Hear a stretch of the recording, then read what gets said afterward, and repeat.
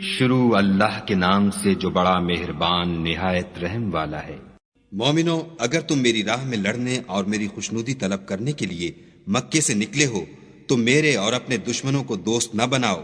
تم تو ان کی دوستی کے پیغام بھیجتے ہو اور وہ دین حق سے جو تمہارے پاس آیا ہے منکر ہیں، اور اس باعث سے کہ تم اپنے پروردگار خدا تعالی پر ایمان لائے ہو، پیغمبر کو اور تم کو جلا وطن کرتے ہیں۔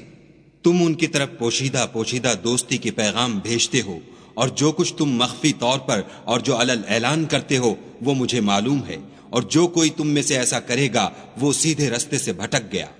اگر یہ کافر تم پر قدرت پالیں تو تمہارے دشمن ہو جائیں، اور ایذا کے لیے تم پر ہاتھ بھی چلائیں اور زبانیں بھی، اور چاہتے ہیں کہ تم کسی طرح کافر ہو جاؤ۔ قیامت کے دن نہ تمہارے رشتے ناتے کام آئیں گے اور نہ اولاد۔ اس روز وہی تم میں فیصلہ کرے گا، اور جو کچھ تم کرتے ہو خدا اس کو دیکھتا ہے۔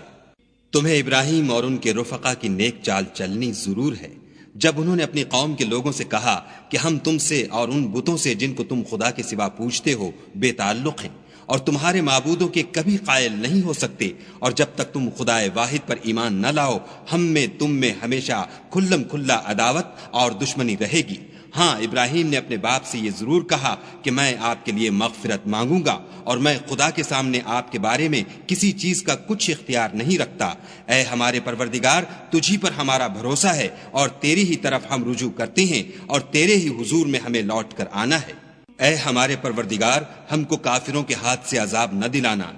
اور اے پروردگار ہمارے ہمیں معاف فرما، بے شک تو غالب حکمت والا ہے۔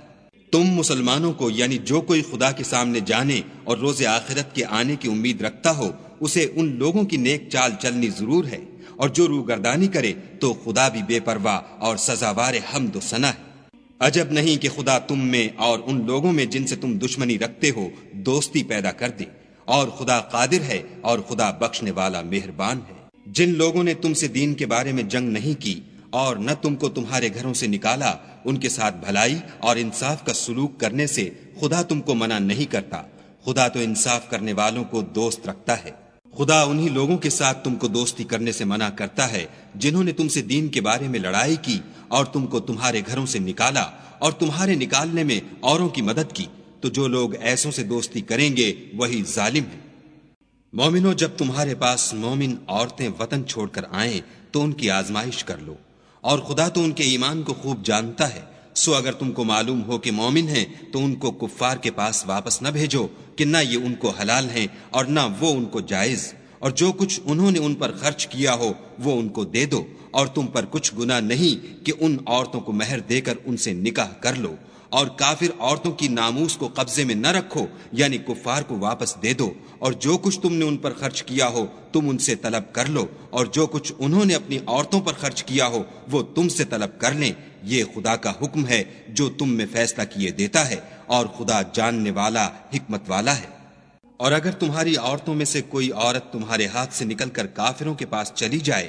اور اس کا مہر وصول نہ ہوا ہو، پھر تم ان سے جنگ کرو اور ان سے تم کو غنیمت ہاتھ لگے، تو جن کی عورتیں چلی گئی ہیں ان کو اس مال میں سے اتنا دے دو جتنا انہوں نے خرچ کیا تھا، اور خدا سے جس پر تم ایمان لائے ہو ڈرو۔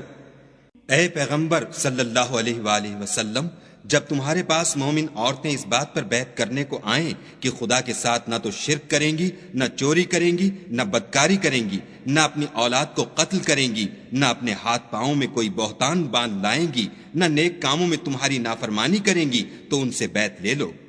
اور ان کے لیے خدا سے بخشش مانگو، بے شک خدا بخشنے والا مہربان ہے۔ مومنوں، ان لوگوں سے جن پر خدا غصے ہوا ہے دوستی نہ کرو، کیونکہ جس طرح کافروں کو مردوں کے جی اٹھنے کی امید نہیں، اسی طرح ان لوگوں کو بھی آخرت کے آنے کی امید نہیں۔